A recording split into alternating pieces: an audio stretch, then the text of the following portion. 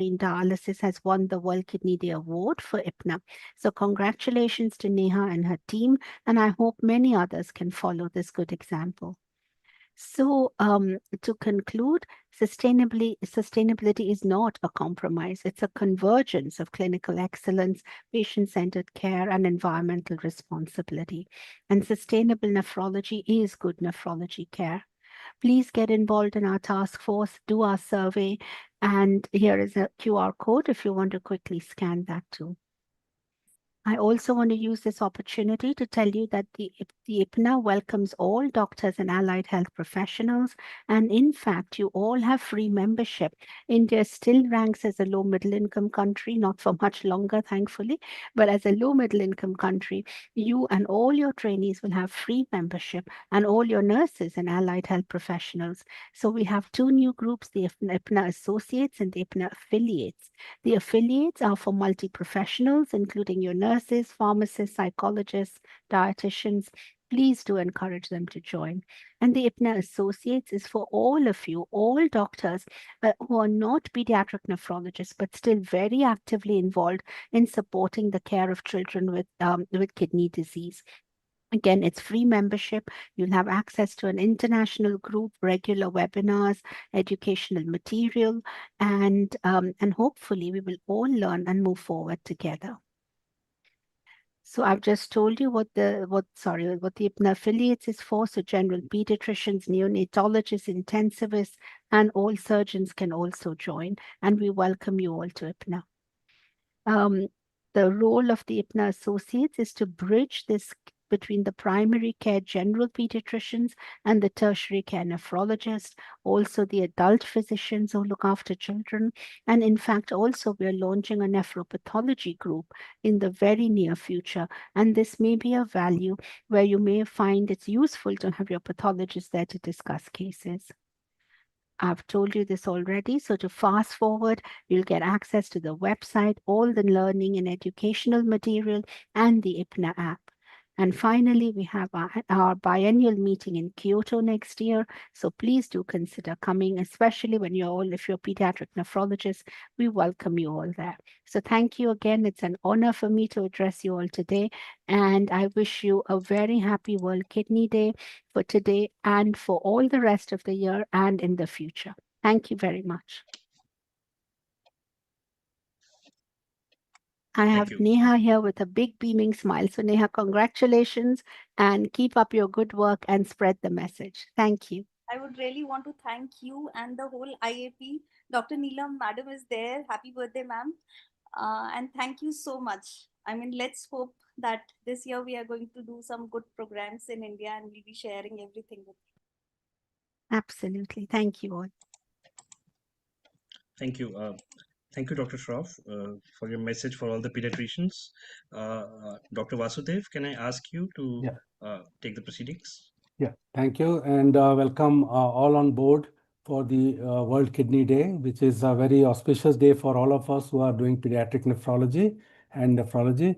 And here I have the honor of inviting Dr. Neelam Mohan, who is our current sitting president of the Indian Academy of Pediatrics in 2026.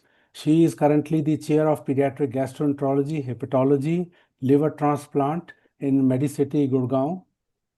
She was the pioneer in pediatric liver transplant program in India, and we all know her very well for her passion for liver transplant and liver-related problems. She is a BC Roy awardee, and we congratulate her. She has large number of publications and talks. I'll not go into the details. I think otherwise next half an hour I'll keep talking about her publications and talks. So just to suffice that she has a large number of talks, more than maybe at 1,200, 1,300 talks. And she has been the president of ISPAGAN in 22, 23, and also in CAPGAN president of 22 and 25. So I think with this brief introduction, I would request Dr. Neelam Mohan, our current dynamic president of Indian Academy of Pediatrics, to shower her blessings and wishes on this World Kidney Day to all our pediatrician friends and all the children suffering from kidney diseases. Dr. Neelam Mohan, over to you, please. Thank you so much, Dr. Vasudev. And at the outset, I wanted to really thank the Pediatric IAP Society, which has taken this on their shoulders. Dr. Siddharth, heartiest congratulations for leading it now as the president. And we can proudly say that we've had the privilege of working with each other and realizing the importance of liver and kidney. The liver respects the kidney because with AKI, we can't do anything. The kidney respects the liver because they know they want the detox, the liver to work well. So that's how we did great work till we recently had to, Siddharth had to move on in life, and it was a loss to us at Medanta. But having said that, life continues. And Dr. Vasudev, kudos to you because something what we learn from you is your perseverance, your consistency, and a very methodical way of patiently working as a leader. I want to congratulate you because your vision, when we wanted to take the pediatric nephrology, you took in charge as the founder president of this new one. And Dr. Anil, who's the secretary of it, you have a long way to go. Thank you for inviting me. And Ruxana, it was a pleasure listening to you. And of course, I'm trained from UK, from Birmingham Children, and I worked in Royal Free, King's College, missed Great Ormond Street, but yes, Great Ormond Street, my colleagues used to go. So a lot of my patients were connected there, especially with MSUD and metabolic. But you give a beautiful perspective of global renal. And today I want to bring to our people what I loved about one of your slides is what you talked about the newer insults. I will not talk about it. You also meant about the role of a pediatrician with interest in nephrology and a nephrologist. So that is something in India. Kidney disease is emerging as a public health issue. We have done a great work when it comes to vaccination, infections, and trying to sort all those conditions, neonatology, and worked a lot in that. But in that endeavor, somewhere, the other specialties did not do. While gastroenterology and liver did keep march, for some reason, I personally give this perspective that there is a lot of emerging public health issues, and the kidney diseases, we know though they begin in children, they're quite often unidentified and they end up with the brunt in the adults. And when we were looking at the recent data with the hat of a policy as the president of pediatrics, I have a new hat where I have to look at the various policies. I realized that most of the pediatricians are well versed with UTI and nephrotic. But beyond that, if I have to talk about the AKI, the dehydration, the severe illnesses with the kidney suffering, the breadcrumb, the hypertension issues, and the congenital anomalies which may go often unnoticed, this is the area where I feel they need to work. We have not shouted around and said that every child above 3 years should have BP checked once a year.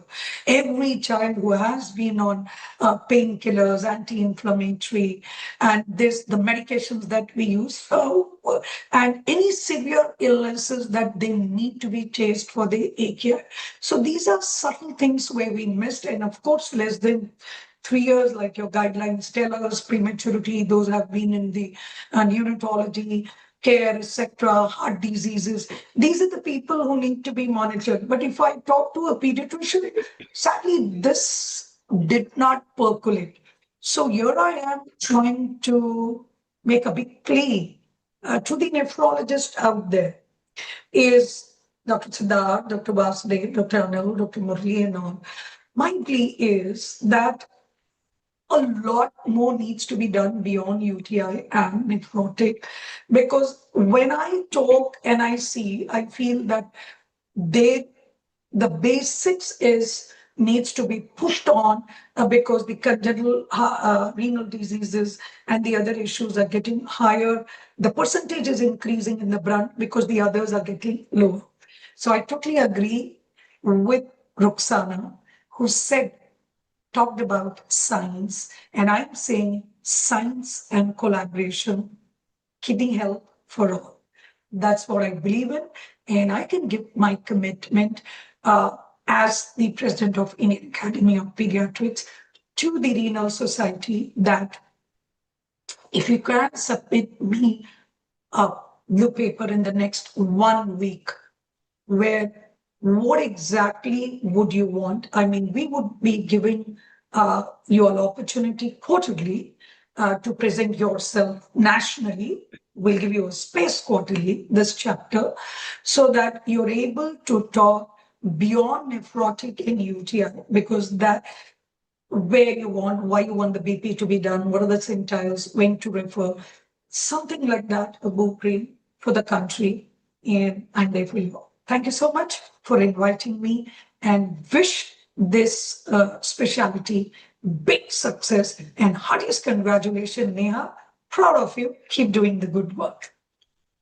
Thank you. Thank you very much, Dr. Neelam, for your excellent talk, as well as your assurance that if we want to do something for the children, renal diseases, then pediatric nephrology chapter would certainly join hands with the central IIP, and we'll carve out some programs which would be of use to general pediatricians as well as nephrologists as well as children of our country with renal disease. Thank you very much again. At this juncture, may I request Dr. M. Singaravelu, our current National IIP President 2027, President-elect 2026, who is again the Professor of Pediatrics as VMMC Karaikal and past HOD and Dean of Government Medical College, Thanjavur in Tamil Nadu. He has been the President of Tamil Nadu branch in 2013. Again, he has a large number of awards, orations, books, publications to his credit, which I think I'll not go into detail into, but I would like to use the time of Dr. Singaraveli to address the gathering for pediatric nephrology as well as pediatricians on this auspicious day of World Kidney Disease. Over to you, Dr. Singaravelu. Thank you, Dr. Vasudev, sir, for your nice introduction.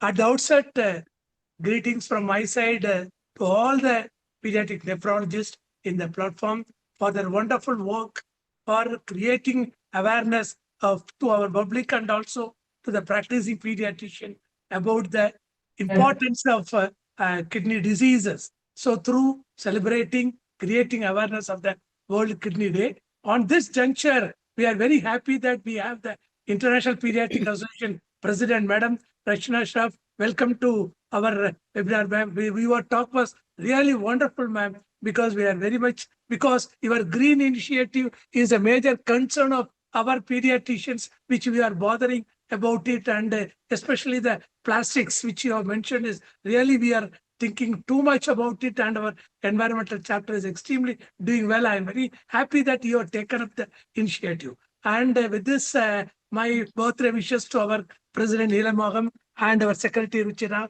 and our Finance Secretary Alok Bhandari and the chairperson of our nephrology chapter Siddharth Sethi and my good friend Secretary who is doing extremely well, Dr. Anil Kumar, and the chairperson elect Indra Agarwal, and of course past chairperson my good friend Anil Vasudev, and all the faculties who are going to give a lot of good lecture on nephrotic syndrome and other things. Because pediatric nephrology is one where pediatricians are always think about only UTI and nephrotic syndrome. And beyond that, in nowadays, I have been in our pediatric practice for 4 decades. In my days, we know about acute nephritis coming with encephalopathy, treating with hypertension and all that. We never knew about hemodialysis at that point of time in our centers. Of course, pediatric peritoneal dialysis was bit we were able to do without any nephrologist in our area. Later on, we got adult nephrologists. So now things have developed very well, where pediatric nephrology specialty has developed extremely well. And people like Vasudev sir and Sethi, Anil Kumar and Neha ma'am and all this who are involved in this doing extremely great work. And definitely our IAP, CAP is very happy to hand in hand with our sub-chapter of our IAP, this nephrology chapter. And definitely we will be able to do a lot to create awareness to our public as well as to our own pediatric colleagues, which they also need lot of things, what is the liver developments has to be known to our own people. Even the kidney transplant has become everywhere. It has become so this thing, so we could save the life of lot of acute kidney disease suddenly going for renal failure, where could not be saved by ending up in transplant, and the people not knowing about it continues being on dialysis and all that. So we have to create a lot of awareness. Surely that this nephrology chapter could do a lot to our community of children and to our pediatrician. So that definitely it will go very well. Thank you, sir, for bringing our international personality and bringing a very good CME today. Definitely all the pediatricians who are in the DAP platform will be benefited. I don't want to stand between sides. My sincere wishes, and I assure that our support from CAP with Neela ma'am and Ruchana Alokji, and as a president-elect will be there always to you anything for the betterment of our children and to betterment of our pediatricians. Thank you all for giving me this wonderful opportunity. Over to Vasudev, sir. Thank you. Thank you. Thank you, Dr. Singaraveli, for a brief but very effective communication for all the pediatric nephrology chapter members as well as pediatricians. And definitely, as already showed by yourself and Dr. Neelam, we would join hands and bring in more programs for our pediatric colleagues who can deliver them to the pediatric kidney problems in children. And at this juncture, I would like to again thank you, as well as also invite Dr. Ruchira Maheshwari Gupta, who is an eminent pediatrician and neonatologist in our part of NCR in Noida. And she has been the past Joint Secretary Liaison for the Central IAP and currently is the Honorary Secretary General of the Central IAP. And we have seen her working so relentlessly in Pedicon when there was a challenge in COVID times, and the attendance, the management, everything was like a challenge. And she sailed through it so smoothly that we were all very appreciative. And we all know her meticulous way of working. And I've been seeing her working for last maybe 25, 30 years in around Noida and Delhi. And I have a lot of appreciation, and I would like to request you to convey your wishes and blessings for the pediatric nephrology chapter as well as the World Kidney Day today. Over to Dr. Ruchira. Thank you. Thank you, Vasudev, sir, for your kind words. They mean a lot to me, sir. At the outset, I'm really thankful for having me over here during this auspicious World Kidney Day celebration. Um, and I will like to say a very good afternoon to one and all, mainly our president, Dr. Neena Mohan, President-elect Singaravelu, sir, past president, Dr. Vasant Khalatkar, sir, I think in his absentia, our chief guest, Dr. Ruxana Shroff. Really got impressed with her in the first meeting itself. And Dr. And our treasurer, Dr. Alok Bhandari ji. I'm truly uh, overwhelmed with the kind of panel I'm seeing, where we are having very eminent speaker, the pediatric nephrologist from Cleveland Clinic, Dr. Rupesh Rena sir, along with none other than our own Dr. Vasudev sir. So I want to tell you all that in Noida, we always had a scarcity of pediatric nephrologists. It was only Dr. A.S. Vasudev sir who had really taken care of that part of Delhi NCR area. So we definitely, that's why he's the most respected and mentored by so many of us. When we look at the team of young nephrologists in our own country, then our president, the chairperson of this pediatric nephrology chapter, also the moderator, none other than our young, dynamic Dr. Siddharth Kumar Sethi, known for his oratory skills. The secretary, a very, very good friend, Dr. P. Anil Kumar sir. I know him for his straightforwardness and his commitment to IAP specifically, and definitely in his field. Then our president-elect or the chairperson-elect, Dr. Indira Madam, is definitely a doyen in the field of pediatric nephrology. When I'm looking at the panelist, then Neha Square, both the very, very sweethearts, the Neha Bhandari and Neha Pandey, they're very close to my heart. And having seen over there, we know that along with Dr. Fagun and Dr. Murli Krishna is going to be definitely a very amazing panel discussion and very informative too. So I really want to welcome. I mean, it's truly a privilege to uh, have all these distinguished experts who are advancing the field of pediatric nephrology and critical care. Under the umbrella of Indian Academy of Pediatrics and its IAP Pediatric Nephrology chapter, our collective goal is to strengthen knowledge, collaboration, and better outcomes for children with kidney diseases. I'm definitely very, very confident that today's deliberations, they will inspire learning, improve clinical practice, and ultimately help us safeguard the kidney health of every child. With these words, I wish this webinar or this World Kidney Day program a great success. And again, as sir said, I will definitely not take more time. Over to Vasudev sir. Thank you. Thank you very much, Dr. Ruchira, for your brief but very effective communication, and with again assurance that Central IIP would definitely be hand in hand with the IIP Pediatric Nephrology chapter and for the young ones. Thank you very much. And now I would request our honorable honorary treasurer of Central IIP, Dr. Alok Bhandari, who is again a very prominent pediatrician and neonatologist in not only Delhi but all over the country, and he's been leading NNF from front for many years. He was the Joint Secretary Liaison for Central IIP.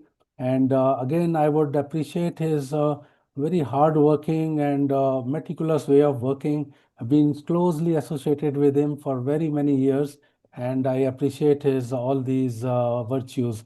And I would request Dr. Alok Bhandari to be showering brief blessings and wishes for the World Kidney Day and Pediatric Nephrology chapter.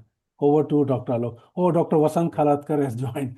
Okay, I think after Dr. Bhandari, I'll invite you, Dr. Khalatkar. Please be around. Dr. Alok Bhandari, yes, please. Yes.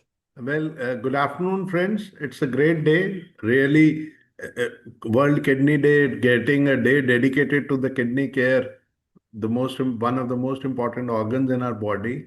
And what a body who is taking care of this. I must compliment Dr. Vasudev and Dr. Anil, both dear friends who have worked relentlessly to make IAP a nephrology chapter, and then Dr. Neha Bhandari also worked very hard to get IAP nephrology chapter into proper recognition mode with the assistance of Dr. Siddharth Sethi. And I can tell you, friends, IAP is fully with you.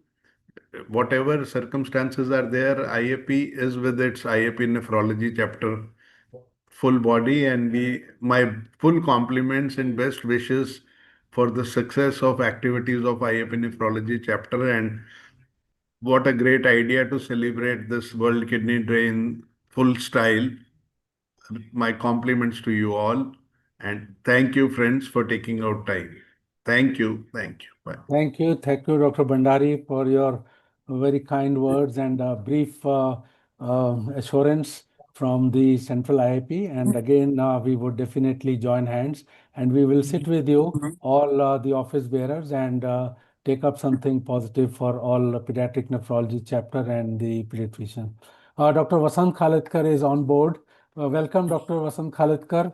We were looking forward to your joining. I think you were involved somewhere, but now that you are here, and I would like to request Dr. Vasant Khalatkar, who has been our just past president in 2025, and again a very dear friend from Nagpur, who has always been a friend of friends and always ready to help wherever we needed anything.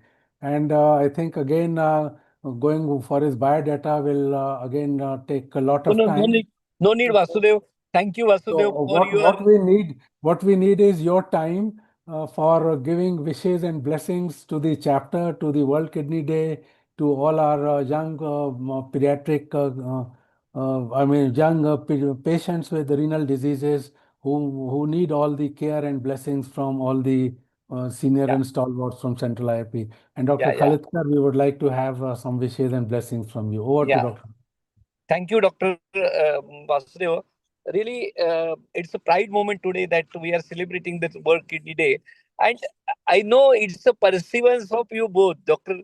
Vasudeva and Dr. Anil, because of whom we could make it last year, that forming a chapter that officially, it was not official recognition, but we could make it last year. Once again, congratulations. Really, hats off to you, you all, doing the great work for a small kidneys. Really, really, that's wonderful. And whenever you people are there, nephrologists, especially pediatric nephrologists, there is a magic happen, and we can save the life. Lot of life can save. That's because of specialty. I wish all the best for this program, for today's speaker, and today's all organizer. And of course, Central IP is always with it. When our respected President, Dr. Neelam, is there, she's having always with helping hand along with Dr. Alok and Dr. Ruchira. I wish all the best to chapter. Thank you, Dr. Vasudev, Dr. Anil. Thank you. Thank you, Dr. Vasant. It was nice to have you on board and have your wishes and blessings for the chapter as well as the World Kidney Day, the wishes. Thank you very much. And can I request our incoming president, chairperson, pediatric nephrology chapter, Dr. Indra Agarwal is there. Dr. Indra, are you there? Yes, I'm here. Yes. Yeah. I think we would like to have a few words from you on this World Kidney Day, and then we'll hand over the podium to Dr. Anil to take over the next proceedings. Yes, good afternoon, everybody. And thank Dr. Vasudev and Dr. Siddharth for this wonderful initiative of actually putting together this program. I think it started with the formation of our pediatric nephrology chapter. And I think it was a good initiative to join hands with the IAP so that we can work towards, educating our general pediatricians. I think, as already mentioned, I think we talk a lot about screening and increasing awareness for kidney disease. This is one day that actually we all spend a little time on this and try to see how far we can reach, though it's something that we probably need to do every single day. And I think through the years, we've had different themes. Some of them were linking with, working with cardiac problems or women's health or children's health. I think this year we have a very important theme this year because we're talking about a green environment, protecting the planet. I think in today's age, it has a lot of, special emphasis we need to do in, as it said, there are a lot of challenges in today's world, the pollution we face, the global warming, and as mentioned, all these things, heat stress, dehydration, extreme weather conditions, all affect the kidney in some way or the other. So we need to increase awareness about this, and something that we all need to take as collectively as an initiative to see what we can do to improve kidney health, increase awareness, and prevent disease and reach out to as many people as we can. So I think all of us in our different centers have had different awareness programs. It's been a very busy day, I think, for everybody. But really look forward to another little session where we try to reach out to our pediatricians and discuss a common problem like nephrotic syndrome, which I think, even how much ever you hear about it, there's always, doubts that we all have because it's quite a challenging condition to to manage. So I think congratulations to the team for putting together this program. And we look forward. Thank you to Dr. Rukhsana for actually initiating this event. It's a big honor for us to have her with us. And then all the IAP team who have given such support to us as we go about this program. So handing over back to Dr. Vasu. Thank you. Thank you, Dr. Indra, for your very eloquent words and your assurance and joining hands. And you have been a part of the team and always been very supportive. And whenever we had requested you for anything, I think you have hardly said no ever to us. You've always been very supportive, and we look forward to your kind support in future also. I would hand over the podium to Dr. Anil Kumar now. And please, Dr. Anil, you can take over and start. And if there's any other central IIP office bearer there whom I am missing, sorry if somebody is there. Otherwise, we can go on to our academic session from now onwards. I just wanted to say I might also have to leave a little early for another parallel program which is going on in the department. Yeah, 4 o'clock. 4 o'clock. You had given us the time, so we would like you to be there till that time. And Dr. Anil, I think then we can start with our academic sessions, and over to Dr. Anil Kumar. On this auspicious day of World Kidney Day, we have blessings from all the central IIP office bearers and eminent persons. And like Dr. Shroff Madam has delivered a message, and Rupesh Raina sir is there to deliver his lecture and enlighten us on critical care nephrology.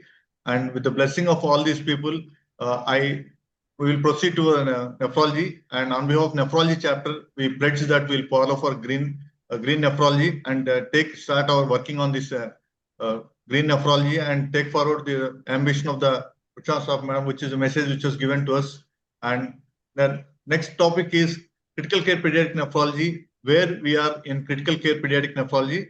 This is the topic, and the lecture will be delivered by Rupesh Raina sir, and this session will be chaired by Dr. Anand Vasudev sir and Indra Agrawal Madam. I request Dr. Anand Vasudev sir to introduce Rupesh Raina sir. Thank you very much, Dr. Anil. And I think Dr. Rupesh Raina, we all know him so well. For so many years, he's been visiting India and giving his lectures and his all the clinical acumens sharing with us. And Dr. Rupesh Raina, as a formal introduction, I would like to introduce Dr. Rupesh Raina from Cleveland as pediatric nephrologist at Akron Nephrology Associates Cleveland Clinic and Akron General Hospital, General Medical Center in USA.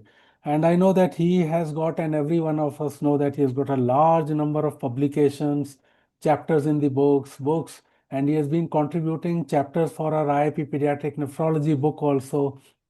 And thank you very much, Dr. Raina, for all your kind help, support. And whenever we have requested you, even at odd hours, and I think this time it would be middle of the night in Cleveland in US, where you would be sharing your thoughts with us. And that would be a very nice gesture. So your topic for today you have selected is critical care pediatric nephrology, where we are in critical care pediatric nephrology. And along with me, my co-chair, Dr. Indra Agarwal, would be there. And I would like, Dr. Indra, would you like to say a few words because you might leave a little early. So Yeah. Dr. Rupesh Stockman, if you would like to convey your wishes or your thoughts for Dr. Rupesh Raina's talk today. Rupesh is a good friend of our country. I think he has always, again, whenever we've requested him, he's always come and joined and shared very important messages. He's a leader in, I think, the field of acute kidney injury. He has so many publications through which we have learned a lot through all his experience and, whatever he has given innumerable lectures on this topic and guided us in so many ways. So it's a privilege to have him with us today. And we look forward to see what he's going to share about AKI, because it's a very important topic, a critical care nephrology, because it's, probably if you say the golden hour of management when a child comes in with a kidney problem, and how to effectively manage it to prevent any sequelae or to prevent development of AKD, which we talk a lot about these days. So we look forward to see what he will share with us today. Thank you. Good morning. Oh my God, it's so nice to see. IIP was a very elite and my high-reaching goal when I was a medical student, and it still stays that. And good morning, everybody. Sorry, good afternoon, everybody. First of all, I really want to thank the IIP Pediatric section for inviting me. It's such a big honor, right? Coming back to your own country and speaking. My special thanks to Dr. Neela Mohan, a great friend of mine, and congratulations being an IIP president. And my special wishes on your birthday, many more to come. And my also special thanks to Dr. A.S. Basudev, a friend, a mentor. I know him for almost going back in 2000, almost 2012, 2013, and he has been a great mentor and he's an icon of pediatric nephrology in India. Also, I want to thank Dr. Indra Agarwal for being such a good friend and cooperating to build this foundation of pediatric nephrology. Last but not the least, my partner in crime, Dr. Siddharth Sethi. Thank you, Siddharth, for inviting me. I don't know what else I have to say in AKI. Siddharth has already established AKI so well in India. I'm just trying to supplement with that. Before I start the talk, I just want to say that we are very involved in IPTA, International Pediatric Transplant Association, as a council member and as an ambassador. We'll soon be implementing the kidney transplant initiative in an hour.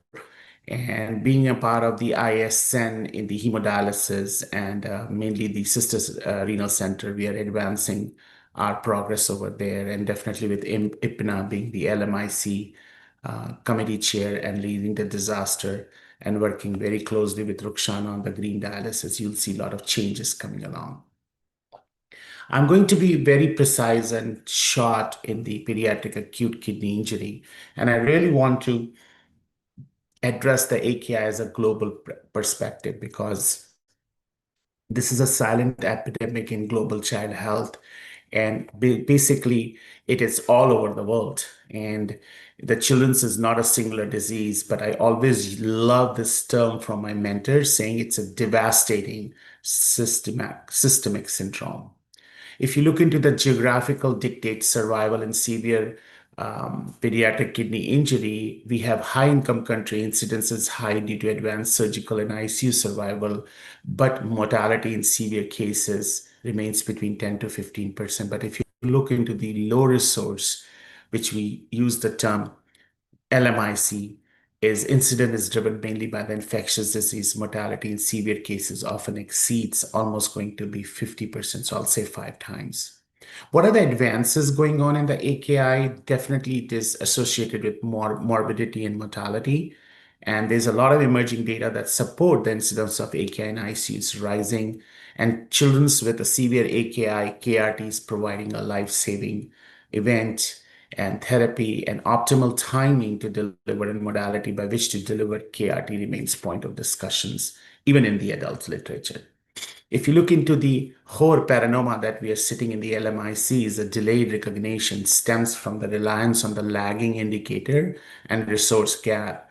And don't think in a high income versus low income, both of them are struggling. In high income, you're struggling with automated urine output monitoring, electronic health record, frequent lab draws, which robust the stream of diagnosing patient. But in LMIC, you also have inability to measure the urine output, intermittent paper charting or lack of accurate weight scale, delayed serum creatinine labs, and you have only severe late case recognized. And that's the only difference, but AKI incidence persist in both the places. This is our message for the Green Dialysis Initiative, which I'm working with Dr. Shroff and other group is. This is what the World Kidney Day Initiative is, a global campaign where we can focus on raising kidney health awareness. We need global perspective, integrating diverse insight from the international medical community to address pediatric AKI, focusing medical intention. And this is the platform. Thank you for IAP recognizing AKI as a critical part of the pediatric nephrology section. Now, if you look into the key point, 85% of pediatric AKI occurs in LMIC, and burden is underestimated. Mortality rate markedly higher. Children often presence or only at advanced diseases. So take-home messages: where child is born strongly determines kidney survival. This is what the message I will give on World Kidney Day. 85% of the pediatric acute kidney injury cases occur in resource-limited country, and this is how the equity gap is. If you look into the high-income country, high resource availability, we need to bridge this gap. We need to develop the awareness, and the struggle is not management. The struggle is identification of an AKI.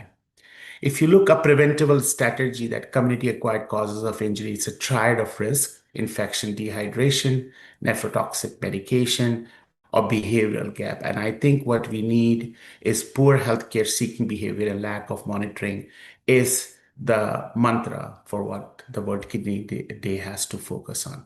What is proven is low-cost, locally available PD programs, training and task shifting, innovating diagnostic, international collaborations. And I really want to congratulate the Saving Young Life Sister Renal Program. We have around 6 in your country, in India, and we are pushing for affordable dialysis project. And we really need a government support and sustainable funding models, which is a struggle also in a high-resource country. If you look into the global inequity of pediatric kidney care, closing the gap in LMIC, the crisis in resource-limited countries, critical barriers to life-saving care, and then you have to have preventable causes drive high mortality. You really need to implement resource-efficient dialysis, leverage international collaboration, advocacy for sustained policy. And this is what are the 3 things, if we can manage, we will develop the awareness. Kidney injury is so fascinating, and I always joke around that if I go in any of the talk and I say I have a chest pain, you won't let me go home. I'll be admitted. I'm almost going to be 50. You will get your troponin check. You will get your echo and exercise test. And when you go, there's no sign for kidney injury. And this is very important. The paper that published in Nature is 8 hours we have for the pre-renal to completely turn into ATN and then progress with the mortality and morbidity. And this 8-hour window is a very crucial to look for fluid overload, for nephrotoxicity, and somehow we are not doing a good job with that advancement. And if you look into the pediatric AKI, I always say it's a syndrome, and this is our paper which shows it's just not tubular injury. It's a mitigation of chemokine response, activation of macrophages. And when you regenerate the tubular epithelium, there's a lot of other after effect happens, loss of polarity, loss of channels, and it takes a while for ATN to recover. As I said, it is just not AKI. It is basically an activation of caspase 8 and 9. You have activation of caspase 3. It is a chemokine burst. It's an activation of plasma membrane fast receptor with signal transduction via FADD, resulting in activation of caspase. What is resource void? Why diagnosis treatment fail? We have an infrastructure gap. We have workforce gap. We have socioeconomic barriers, and we have therapeutic shortage. And this is the various diagnosis of the AKI that I put it in. If you look in any of them, whether it's P rifle, whether it's KD or ECHIN, stage 1, 2, 3, all have higher risk odd ratio for renal failure. Unfortunately, nobody look a normal kidney to the risk to damage, decrease GFR, you get alert. When there's a kidney failure, you call us. At that time, the window period is gone because the mortality on CRRT is 70% in the setting of AKI sepsis. So we need to change the algorithm. We need to bring damage assessment, fluid overload, P-rifle, KD-GO. We need to look for renal angina index, and we need to look for biomarkers, which we have now available. At that field, we are talking for 20 years. We didn't progress any little. And still, we are struggling that you call us with an acute renal failure starting dialysis. Multiple things have been done by PCRRT Iconic, and I think Siddharth said he had a huge role in this in the resource limited country. I don't like to use the low middle income country. I like to use resource limited because we in US also, Dr. Anil Vasudev and Siddharth knows there are certain places in India too, in US too, that they have resource limitation. And major barriers are limited access to the KRT, financial toxicity. I like the word financial toxicity. They're paying from their pocket. Healthcare system gap. You have community-acquired AKI. You have geographical and cultural barriers. You have clinical reality, which is preventable yet fatal without timely KRT. And developing pediatric AKI in the setting of cardiac surgery, hematopoietic stem cells, we really need to increase our awareness for the phenotype. And that's what it turns us now. It is not about AKI. If you have no functional change or damage, then it is no functional damage. If you have damage present without loss of function, we call damages there. If you have loss of function without damage and functional changes, this is also no damage, but you have damage with the loss of function, we call that as progression. So the phenotype is going to change. Where are biomarkers needed? Which should we be using to measure it? How should we interpret it? And how the data should be present for the patient management? AKI, AI is coming around big time using label box. Finally, we came with the funding of various biomarkers. At the end, we just presented that two biomarkers are very important is the NGAL and CAM and TM7, and we are using now as a NephroChat. This is the data from your country with the STARS neonatal AKI risk stratification score, which shows the awareness, how nicely this scores predict not only AKI, but also predict the need of AK for the CRRT. This is a vision what Siddharth and I proposes. If you have a patient in the NICU, they come in, do the STARS assessment. If you have STAR positive, you are alert, you limit lymphotoxic, avoid contrast, check inflammatory status, you look for the biomarkers. If biomarkers are positive, then you have to be more careful and start intervention with the setting of avoid a fluid overload, considered RRT initiation. If negative, then you do the conservative fluid management and adjust nephrotoxic. This is how, I always give my chair gives me analogy how people who drive the planes, they never have any problem because they have a charter, they have a whole protocol to follow. I wish we will develop this, and I may give you some data within a year for this. CKRT is coming around. It is a multidisciplinary approach that facilitated by the pediatric nephrologist in conjunction with intensive skilled staff. So you cannot do it by yourself, and we really need to modify that. This is how CRRT is. C is for rate interval for therapy. You have blood access, which is veno-venous, and H is what we call is method of solute removal. This is how CRRT works. You have a dialyzer, and when you use only the transmembrane pressure, then it's scuff. If you use replacement, then we call CBBH, which is convective clearance. And if you do dialysate only, we call that CBBHD. And if you do both hemodilatation and replacement, then you call CBBHDF. And these are some of the terminology. Now the things are moving. The pendulum is moving not only on hemodialysis. People want to do CBBHDF, but now also moving the hemodialysis pendulum to hemoadsorption, which is not yet approved in USA, but a lot of data from UK. And you can say that the filtration, hemodiafiltration, not only help in inflammation, decrease cardiovascular risk, infection, inflammation, but it is the new modality, which you will be not using regular hemodialysis, but you will be using hemodiafiltration or hemoabsorption. I think peritoneal dialysis still remains the first line of defense. It is resource efficient, affordable, and it is very suitable. And as Dr. Bunchman says, use what you are comfortable with. Don't try to venture any new technology which you are not used to because it's time sensitive. I think workforce training and diagnostic innovation is very necessary. You need to enhance workforce, early detection, and adopting technology, utilizing innovative low-cost diagnostic technology. I think the most important part, I always shout and I say that, and I'm pushing for us to more in the PCRRT iconic group is how the effluent or the solutes are removed is adequate therapy with adequate dose and adequate time. That's more important than doing the therapy which is not adequate. And we are moving towards the CRRT to high volume hemofiltration nowadays, where we start with a higher flow rate and then you put it down to remove the chemokines. And this is some of the data on high flow. Changing the terminology, we should not be using kidney replacement. We should be saying kidney support therapy. You can mitigate the ERDS. You can maintain volume homeostasis. You can regulate acid balance. You can do cytokine removals. You can do fluid management.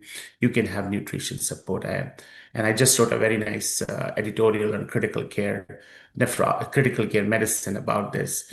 And I think that things have to be changed. You need to have a validated models of international collaboration, sister renal programs, saving young life, affordable dialysis project. A lot of data on early versus late. There is no difference. What I call is don't use the terminology kidney replacement. Use as kidney support. Then the controversy of early versus late goes away. It's an indication. A lot of the people say we don't have anticoagulation. The things have shifted. We are using more citrate than heparin, but you don't have to run around to get us the protocol in the AKI about anticoagulation. You can definitely, there's a role of anticoagulation because it helps in the in mainly during CRRT and sepsis, but we have paper published. Siddharth actually came up with an idea about what are the methods that we can use CRRT without using an anticoagulation. And I like to encourage all my fellows to read this. There are many things you can do without anticoagulation and run a CRRT. And good example is we did it in the setting of COVID-19 when we are running around with the machine and the anticoagulation.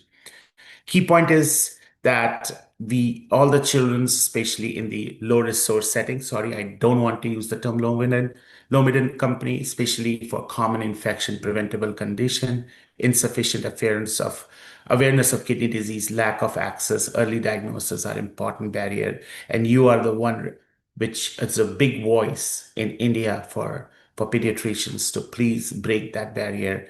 Peritoneal dialysis is easy. You just need some improvised catheter and fluid in a life-saving treatment for severe AKI. And I'm not going to go into key points. This is preaching a choir here.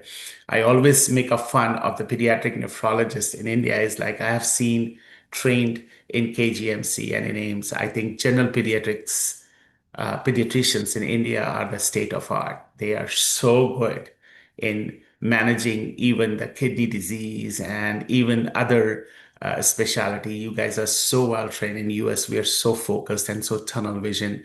But I think awareness and leading the AKI checkpoints and pushing for AKI awareness is important. SLED, don't undermine. Siddharth is sitting there. He's a guru of the SLED. And SLED is another good modality. You have a lot of papers published from your center to use. Don't rush for the fancy machine. Do what you have. Push what you have. And there's a lot of blood filters coming around, and some of them you guys are using too, like Cytosorb and some of the antibiotic loaded. Don't rush for it. Data is not very clear. What I want you to send the message to the nephrologist, pediatric nephrologist is right timing, right modality that you are comfortable with. Don't do kidney replacement. Do kidney support. And that is this mantra where you can be actively or proactively looking for the modality. The role of policy moving from aid to sustainability, government policies, resource allocation, and equity focus. And when we go from National Kidney Foundation to talk to the senators, they're just so focused on chronic kidney disease, diabetes, and hypertension. You really have to give them a real checkpoint. Hey, listen, AKI exists too. Unfortunately, in the US map, these chronic morbidities are so high, and I think nobody's identifying AKI. I think we need to move the aid to sustainability. We need to really give more shout out to the AKI.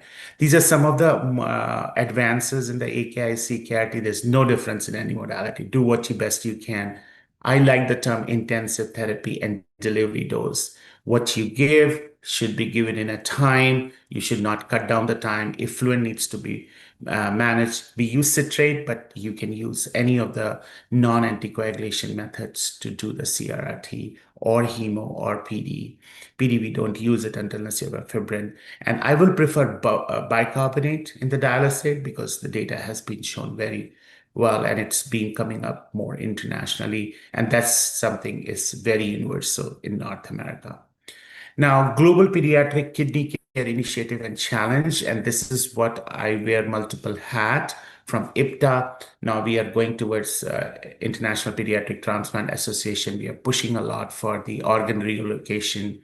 We are talking about solid organ transplant and sister renal program from ISN. I do it with Rukshana, another colleague. We really want to develop this bonding and training, saving young life. We are working together with Minion McCullough and I'm the chair of the disaster and also the LMIC from IPNA. And we are working on that initiative too. And we want to really do some affordable dialysis project because that is what you needed. And if we can work on that part, that's a big challenge. Global call for action, foster international collaboration, which you're doing now, prioritize resource limited region, which you're doing now, stop preventable mortality. What a good example of IAP. So you're doing everything what is necessary, but I urge on the World Kidney Day, equity nephrology is not luxury. It is necessity for the 85% children currently left behind. And with that, I want to stop my talk here. I want to thank IAP and all the people for giving me an opportunity to talk. Thank you, Dr. Raina, for an excellent talk. And it was revealing that such a large number, 85% AKI, are from the resource-limited countries, as you say, not low middle-income countries, I would say, a new terminology. And you have highlighted about the preventive strategies, about the use of biomarkers. And I like your idea of CKRT, instead of saying renal replacement therapy, we say kidney support. I think that makes sense because it looks more dignified rather than the replacement kidney support. And you've already told about the early diagnosis. And I think it's very important thing you have highlighted is the use of locally available resources and not run for high-end equipment. If we do not find high-end equipment, we should not stop there. And we have all learned that in our Indian settings, we have been doing peritoneal dialysis with those rigid catheters. Now Tankoffs are available, and then we have other equipment. But in smaller towns where we do not have the CRRT machines, hemodialysis machines for children, they can still use peritoneal dialysis as the modality, which is not only cheap but also very effective in cases where it is required. And again, I would thank you, Dr. Raina, for being with us at an odd hour in Cleveland and be with us and share your knowledge and your expertise. And we always found you as a good friend, not only from nephrology from India, but from all angles here. Thank you very much, Rupesh. Thank you. I just wanted to make one comment with your permission, Dr. Yes. Please do. Please do. Always such a delight to listen to Dr. Raina. And I've written in the chat box, you're awesome, Raina. Because I think, the most important factor we need to impress as specialists is what you said. Because in our endeavor to give what we think is the best, we sometimes forget to give what is at least the basic. And I realized that the newer generation, Dr. Vasudev, belongs to that era where he would have done peritoneal and respects it a lot. But the newer generation in India just believes only in the other dialysis, CRT, etc. But even I get patients who come to me, and as I said, if you have a brunt on the liver, and if there is anything, diarrhea, dehydration, AKI, sepsis, it becomes so difficult. And I always feel that where did we go wrong in our basic teaching and denied them from PD? So this message, I think, goes loud and clear, which in a country like ours, where we really want to put across, there is a lot of diversity in India. The diversity, what I mean is, now we become the fourth developed nation. So it's not really that everywhere it is lack of finances. So things are improving, but because of that diversity, we end up with a spectrum where we are able to offer even something which is better than UK, Europe in terms of timing. We're very quick and it happens. But at the same time, in the tier 3, we are not able to do it. So that is a beautiful message which you talked about, that 8 hours window. That really was a loud message, which, like in pancreatitis, we call the golden period. I think you should name it as the golden window period, whatever, where you highlighted how important it is to before the pre-renal gets into that AKI. To me, that was so very useful because majority of the time we pediatricians goof up there.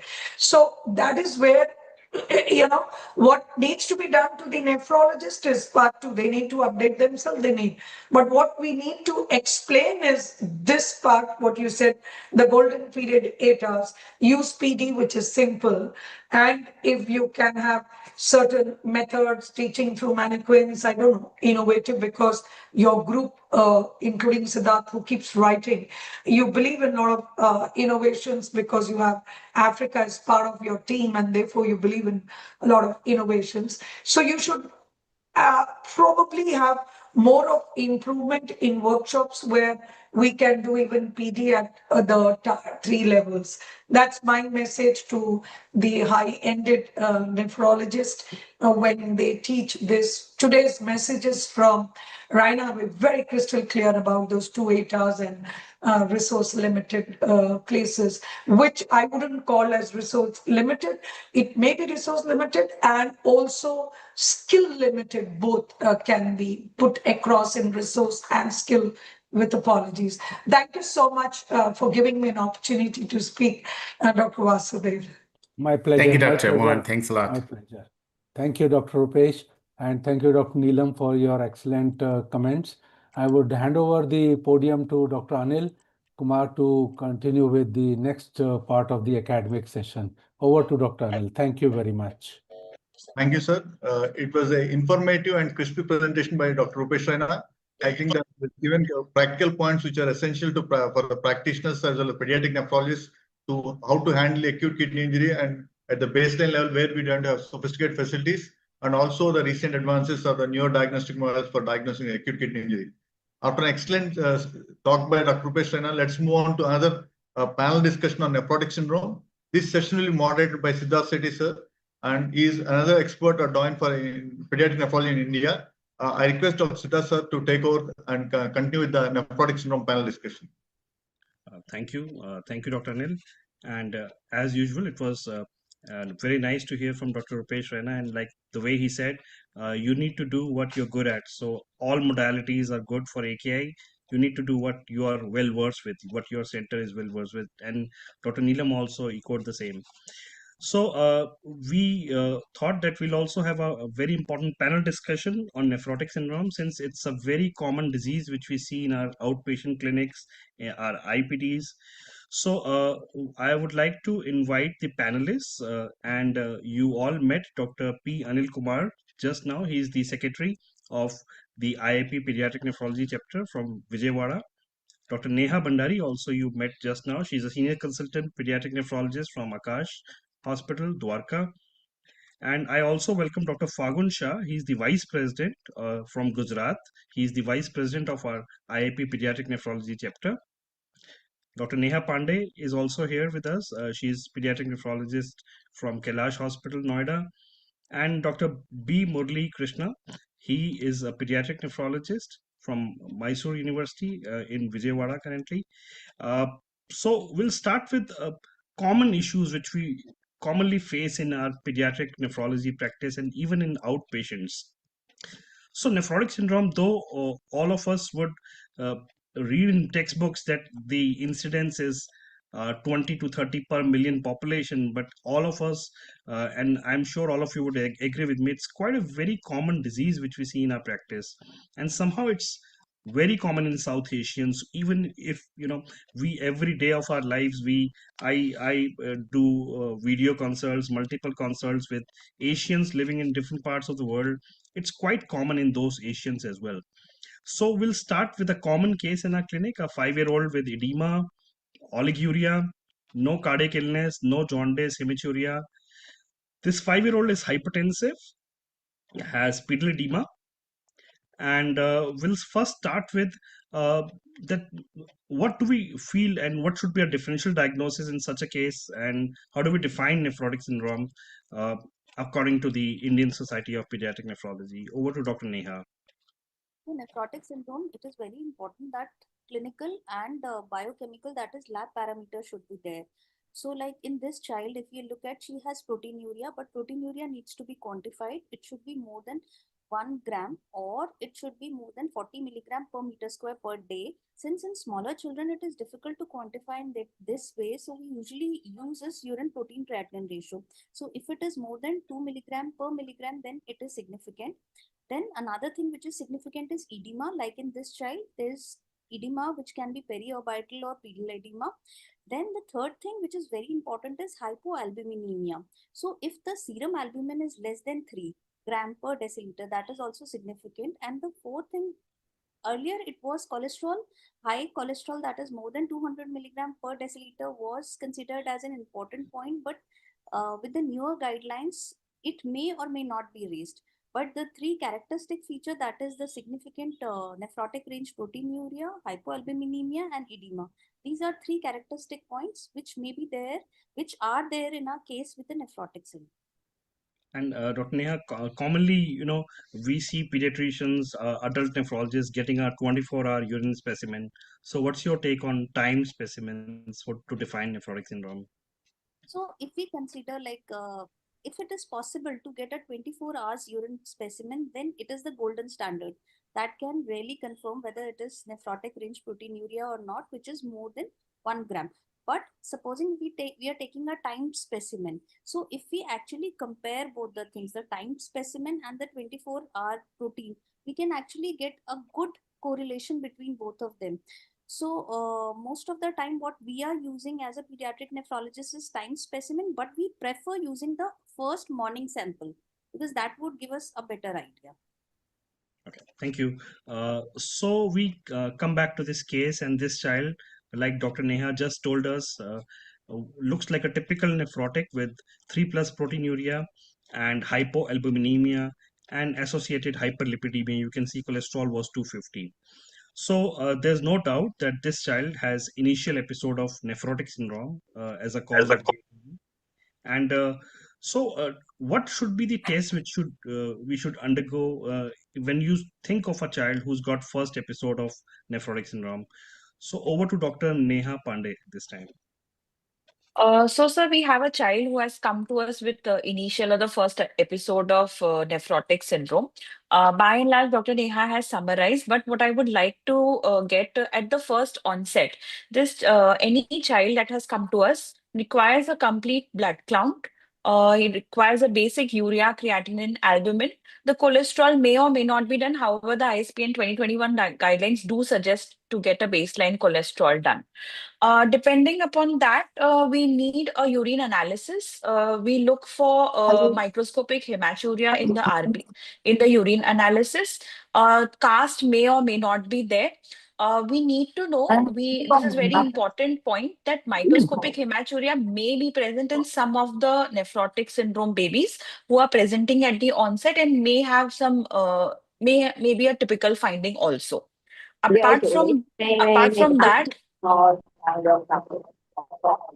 apart Please from that, continue.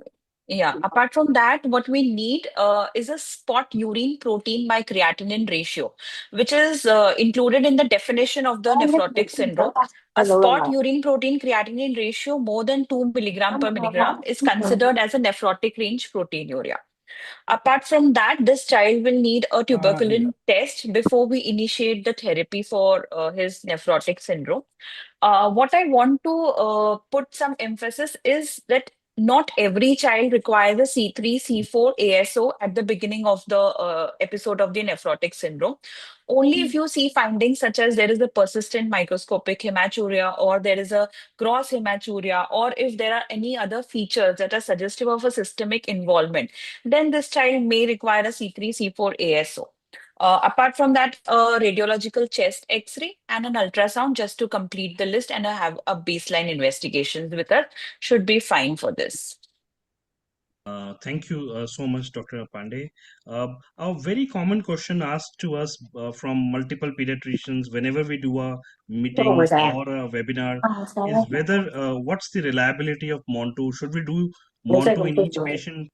So, Dr. Vasudev, could you please highlight on the need for Montu in Yeah, each I patient? think before I start, I would just request everyone to mute their mics. Vicky, NG, there's one. Yeah, thank you, Vicky. Because then there's a disturbance. Thank you, Dr. Siddharth. Again, a very common question which is asked about the Mantu, and we keep discussing in our meetings also, even before the guidelines, whether we should do a Mantu test or not, whether it's really significant at this point of time. But in our guidelines in 21 also, we had suggested that we should do a Mantu test in all children before starting the initial steroid therapy, and especially with those who have a history of contact. Along with that, we would also like to do an X-ray chest, as Dr. Neha has said, and children who are positive Mantu, along with the X-ray chest findings, would require full treatment of anti-tubercular drugs, but only with Mantu positive, we recommend at least 6 months of INS therapy. Now, at this point, I discussed this point with Dr. Virender Singh, who is our doyen in respiratory section of IIP, and he was the professor of pediatric pulmonology at Kalavati Saran Hospital. And he was also very doubtful whether Mantu really has a role. And the Mantu which we get, the reagent which we get is about 5 TU, which really is not very useful. If we really need to do, it should be with 2 TU. But he said that if it is affordable to the patient, I would go for an IGRA test if I have any doubt of tuberculosis, if there's a history of contact, or if there's any doubt. And IGRA would be a better modality to rule out tuberculosis rather than a Mantu alone. So there is still little controversy, but in places where IGRA is not available or not affordable, then in that circumstances, we can at least do a Mantu with 2 TU along with an X-ray chest, and then take a call whether the child needs any anti-tubercle therapy or prophylaxis, and before embarking on the steroids in the first initial episode of nephrotic syndrome. Thank you. Thank you so much, Dr. The one Vasudev. more This point is very common question. Mantu is not there in the diagnosis. Current national tuberculosis guidelines doesn't include Mantu in the diagnosis. They have taken away ESR and Mantu. So I think Mantu, before we do it, we should be very careful in interpreting it. Anyway, chest X is the first line of diagnosis for tuberculosis. Okay, Right. thank you, Dr. Anil.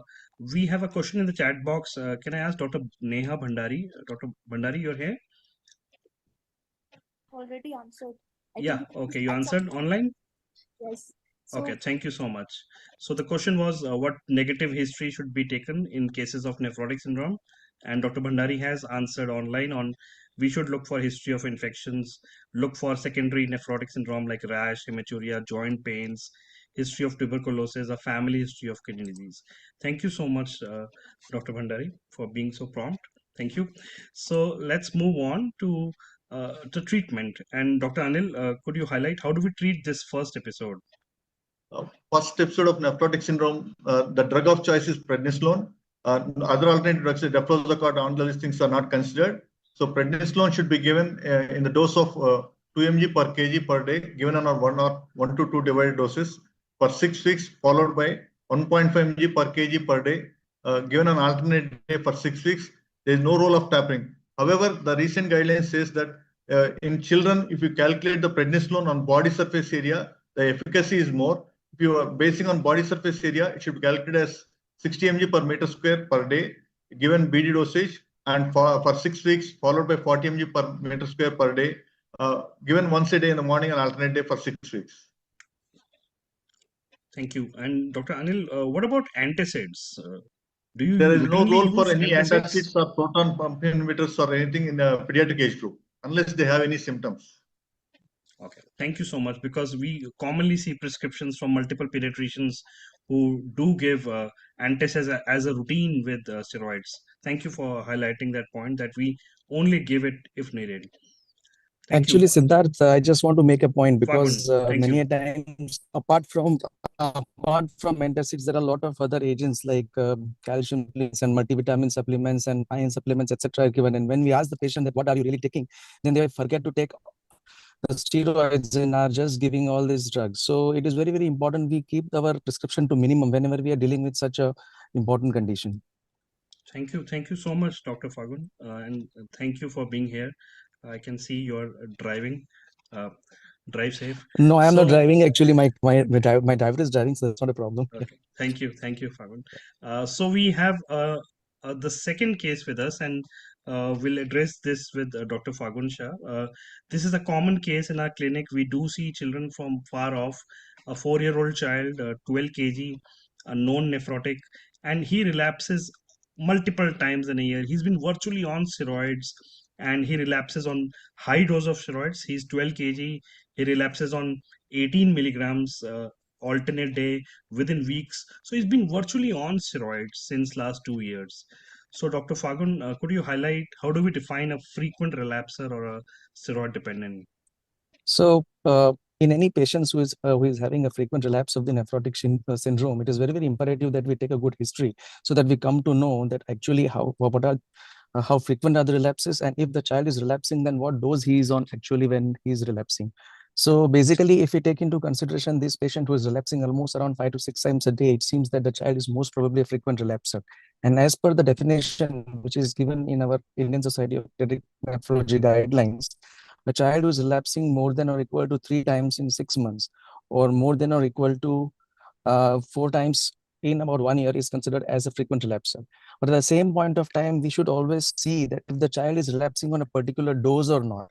So if the child is relapsing during tapering the dose within 14 days of the tapering, or within 14 days of the cessation of the treatment, it is considered as steroid dependent. And it is very, very imperative we try to find out what is the dependent dose, because this threshold is very, very important to decide which alternative immunosuppression we would be using in such patients.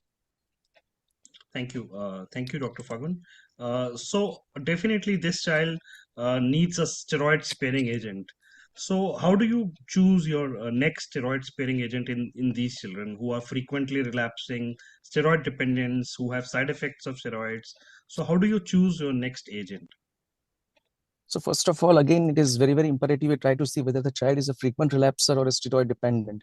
In case if the child is a frequently relapsing nephrotic syndrome and is not having any sort of side effects of the steroids, then in that case, we might opt for a low dose steroid therapy. That is, we taper the steroid to minimum of about 0.5 milligram per kg on alternate days, and maybe we come down a little bit more if the child is behaving nicely. And in that case, we will continue this treatment for 6 to 18 months, depending upon how is the response, and that is left to the discretion of the physician. If the patient is having steroid toxicity, it is better to add a steroid sparing agent like levamisole if the child is having a frequent relapsing condition, or if the child is a low threshold steroid dependent. That is, if he is steroid dependent on less than 1 milligram per kg. If the levamisole fails, then MMF also is a choice over here. But however, in the case if the child is steroid dependent and he is having a threshold of more than 1 milligram per kg, that is in the case which you just projected, the child is dependent on very high doses. In that case, you might need to use either a steroid, I mean either cyclophosphamide or mycophenolate mofetil. But again, there is a one caveat over here that cyclophosphamide is better avoided in children below 5 to 7 years of the age. So this group of patients most of the times would require a mycophenolate. Older children, you might give a try of cyclophosphamide. In addition to this, it is also very important to see what are the steroid side effects. So if the child is having significant steroid side effects, and still, even if he's an infrequent relapser, at that point of time, it is imperative to use the steroid sparing drugs as well. Thank you, Dr. Fagun, for highlighting such a difficult choice of multiple agents, and you were able to tell us within few minutes how you manage your patients. Thank you. So here is a difficult case again. This is a 1 year, 2 months old female, and she's been on steroids. And like Dr. Anil said, that for smaller children, we dose them as per body surface area. So this child was virtually on steroids since last 6 weeks, received the full dose of steroids of 60 milligrams per meter square per day, and did not respond. So Dr. Murli Krishna, could you help us define steroid resistance in such a case? Yeah. So looking at this child has been on adequate dose of steroids for 6 weeks. By definition, lack of complete remission despite the daily steroid dose for 6 weeks is considered as steroid resistant nephrotic syndrome. So even though this is the Indian Society of Pediatric Nephrology recommended standards, but looking at the KDIGO guidelines as well, they are pretty much aligned. So no response with a good going dose for age appropriate calculations for 6 weeks is considered as steroid resistant nephrotic syndrome. Okay, thank you, Dr. Murli. So could you tell us about does this child need a kidney biopsy, and what are your other indications for kidney biopsies in nephrotics? Yeah, so this child definitely needs the next step for this child would be in renal biopsy. This child is classic initial steroid resistant, especially sometimes they might respond partially to some extent in the first few weeks and then stop responding. They are called the late steroid resistant nephrotic syndromes. They are also a good candidates for renal biopsy. On top of these two scenarios, those who got hematuria, either persistent microscopic hematuria or gross hematuria, or they got high blood pressures, which point towards other systemic involvements, systemic manifestations like rash, fever, and joint involvement, or those who got low complement levels, low complement C3, are all the candidates for renal biopsy. And the other indications where we can think about renal biopsy, those who are on CNIs, calcineurin inhibitors, for 3 or more years, at least 30 months to 36 months and beyond. These are the candidates for a renal biopsy to look at the medication-induced renal complications before we continue further on these medications. Thank you. I have two more questions for you. My first question is like, should this child be referred to a pediatric nephrologist now? Could you tell us, like pediatricians are watching this, so when should a pediatrician, refer this case to a pediatric nephrologist? So if you are, it depends on the setup and how far away are you from the tertiary care. Especially most of the nephrotic syndromes respond within 2 weeks, first 2 weeks of starting the steroid therapy. So anyone who is beyond 2 weeks and you're comfortable following them up locally, up to 1 month is safe to be followed locally so that the family dynamics are not disturbed or disrupted. But beyond 4 weeks, I would strongly recommend that they get to the care of the tertiary care or care where the pediatric nephrologist services are available. It depends on, you may have a tertiary care or a specialist who is looking after pediatric nephrology patients. These are the scenarios where you have to refer them beyond 4 weeks. Ideally, yes, a pediatric nephrologist needs to get involved. Thank you. And what about genetics in steroid resistance?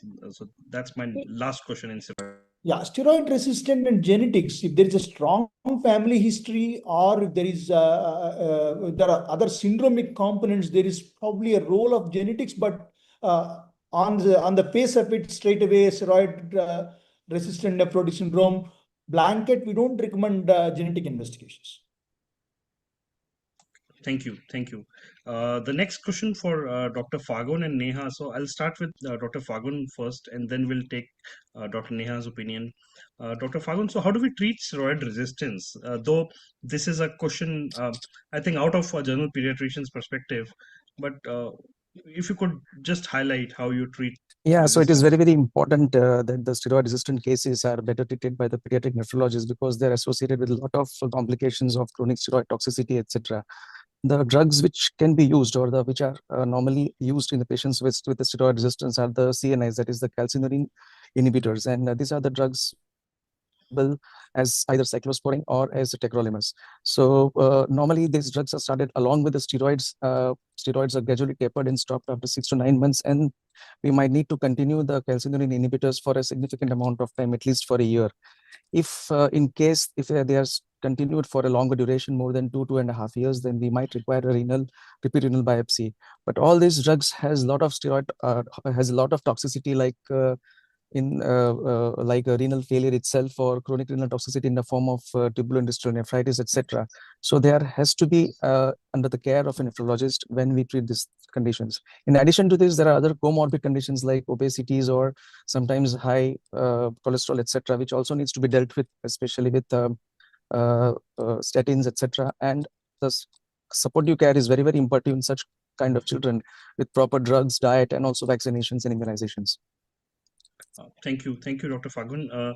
Dr. Neha Bhandari, a question about like who should treat these patients. So I'm sure you also take care of patients with Henoch-Schönlein purpura with kidney manifestations, lupus with kidney manifestations. So what's your take on referring these patients to a person who takes care of, who is a specialist in pediatric nephrology?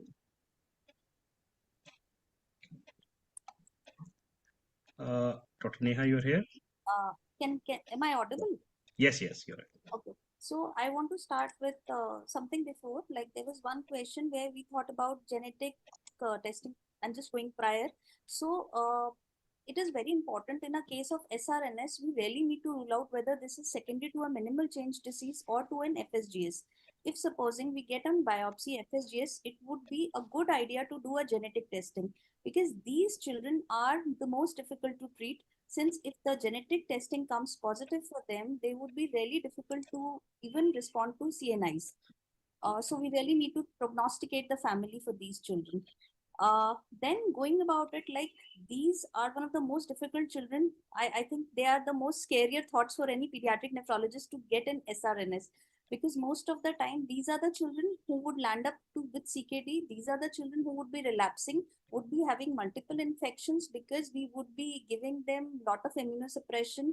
Most of the time, even after continuing for 2 years, you would really find them landing up with infections, with peritonitis, with lot of care. So this is a shared care for these children, where we really need to involve a pediatrician also along with it, because for any small infection, they would not just want to come to you. They would really want their pediatrician to be there. Sometimes giving lot of rituximab gets them lot of chest infections. So it would be a good idea to have on board a respiratory physician also if the child has such problem. But I think in a case of SRNS, which I think most of our pediatric colleagues would agree, that we really need to have on board a pediatric nephrologist with us, because without a pediatric nephrologist, we cannot manage an SRNS. Thank you. The whole idea is preventing CKD in these children, which I think all of us just want. Yes, you're right. That if this proteinuria left untreated, definitely there's a very high risk of chronic kidney disease in the next few years. Thank you, Dr. Neha. So we have two more cases today. This child is a 4-year-old nephrotic who comes to us in relapse, has diarrhea, vomiting for the last 4 days, pain abdomen and ascites since the last 2 days. He has tachycardia and his blood pressure is 90 by 60 millimeters mercury. So here is a child with pain abdomen, ascites and edema. So Dr. Neha Pandey, so what would be a differential diagnosis in such a child? So, pain in abdomen in a child with nephrotic can range from a very small and steroid-induced gastritis to a very life-threatening complication such as peritonitis. So, we need to rule out why this child has a typical pain in abdomen. There could be multiple causes where the child is taking steroid continuously in a high dose, coming with gastritis, which can be tackled with antacids, which Sir has already highlighted, or there might be some hypovolemia that is causing the mesenteric ischemia, and so the child has come with pain in abdomen. There might be some underlying infection that has been triggered with the immunosuppressant, or it may be a very life-threatening complication of SBP. so which is a bacterial peritonitis. So the most common children that we see coming with peritonitis, they are usually sick. The hemodynamics are little unstable, and they come with fever, vomiting, sometimes with diarrhea, and they are often very sick looking. When we do a ascitic analysis in them, then they come out to be a very high content of leukocytes in them, more than 200, 250. And S pneumonia is usually the common cause that causes peritonitis. So these children need to get admitted and they need to be treated with IV antibiotics. So these are the various differentials that we need to keep in mind if a child with nephrotic is coming to us with abdominal pain. Thank you, Dr. Neha. So this child had pain abdomen and had ascites. So a very important question regarding edema, like we have seen multiple prescriptions of pediatricians using diuretics, multiple types of diuretics in these patients. So Dr. Anil, what's your take on managing edema in nephrotics? Edema is a common problem which you come across in nephrotics. Edema is a mild edema. We need not do anything. Mild edema is the weight of the child increase is less than 7% from baseline. We consider it mild edema. And if edema is mild, we can manage with salt restriction. If edema is severe, that is the weight gain is more than 7% from the baseline, we need to consider using a diuretics. The most common diuretic use is a furosemide. We can start using it the dose of 1 to 4 milligram per kg. And the patient is requiring furosemide for a long time, we can think of adding spironolactone to prevent the hypokalemia. If the patient is not responding to diet restriction as a furosemide, then we can start using a metalazone or hydrochlorothiazide. Metalazone is a potent diuretic which acts on the proximal canal tubule as well as distal canal tubule. So it is given the dose of 0.2 to 0.4 milligram per kg per day, or hydrochlorothiazide can be used in the dose of 1 to 2 milligram per kg. Still, if the patient doesn't respond to the combination of these diuretics, you can use IV furosemide as a 1 to 2 milligram per kg IV 12th hourly, or 1 to 2 milligram per kg bolus followed by infusion of 1 to 4 milligram 0.1 to 0.4 milligram per kg per hour as infusion. Still, if the patient is not responding, we can consider giving IV albumin 20% in the dose of 0.5 to 1 gram per kg over 4 hours followed by furosemide in the dose of 1 to 2 milligram per kg at the end of infusion. If still not responding, we can go for isolate ultrafiltration. So assessment of volume status is very important before you start giving the diuretic. In case of hypovolemia, if you still give a diuretic, we can land up in a hemoconcentration and renal artery thrombosis may occur. Thank you, Dr. Anil, and also thank you for highlighting that we need to look for hypovolemia in these patients, and it's a very common complication of hypovolemia in nephrotics. And if we encounter hypovolemia, we need to treat hypovolemia first rather than using diuretics in these patients. Yeah, I think it's very important. And practically, when we see some of these children who are in peripheries, when they have edema and the pediatrician is tempted to give a lot of diuretics, then they may land up with hemoconcentration and complications of hemoconcentration. So I think when pediatricians are treating, they should not be overwhelmed with using of diuretics unless they have seen the hydration status and the hypo and volume status. And the blood pressure, most of the pediatricians do not measure the blood pressure in these children. So I think it's we should make it a habit that we also monitor blood pressure in these children and see their pulse volume, see the hydration status before we embark on diuretics. And I was telling in last few years in Apollo itself, we had seen about 14 to 15 children with because of hemoconcentration coming with thrombosis or central venous thrombosis or cranial thrombosis, renal artery thrombosis, which is a preventable thing, and we should be very, very cautious in giving these diuretics when these children are ready-meters. Thank you. Thank you. Yeah, thank you, Dr. Vasudev, and very well said. Like if you have any nephrotic in relapse and has CNS symptoms, he's very drowsy, he's got a seizure, we should think about central sagittal sinus thrombosis. It's a very not very uncommon diagnosis actually, which we see in our patients. So it's important to manage edema well in these patients. Okay, so as a pediatrician, it's important to also discuss about immunization, and who else can answer this question than Dr. Vasudev about immunizing patient who's got nephrotic syndrome. So, Dr. Vasudev, could you please? The fortunate thing is that most of the nephrotics who come, they come after 2 years of age, and most of their primary vaccination, if it is in a proper center, have already been done. But then we need to top up some of them. And some of the patients who may come from peripheries or they are not immunized, it's very important that we complete their immunization status. We check their immunization status and give whatever vaccines have been left. Some of the important vaccines, like we all know about the inactivated vaccines and DPT and other vaccines must have already been given to most of these children. But what they are not usually getting is the pneumococcal vaccine, which some of these centers now, government centers are also giving pneumococcal vaccines. But if they have not been given pneumococcal vaccine, we should check. And if they are more than 2 years of age, 1 dose of pneumococcal vaccine needs to be given. And if we need to give sometimes PPV to 23 also, PPV, and that is again important if the child is having frequent relapses, is a frequent relapser, steroid dependent, and is on continuous steroids for long periods, then we need to repeat the PPV SV23 also after 5 years, but not more than 2 doses should be given.